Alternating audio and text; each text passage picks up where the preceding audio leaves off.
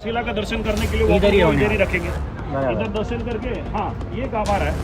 Bhushan banner आज काय करून लागले पाहिजे का भले साई, उद्या जेवणाची जिम्मेदारी सगळी तुझ्याकडे आहे. जितूबाई, सगळे गुजराती पाहुणे आले, त्यांचं येणं जाणं, त्यांना चाय पाणी, आरिशचं काम एकही फोटो राहायला पाहिजे नाही.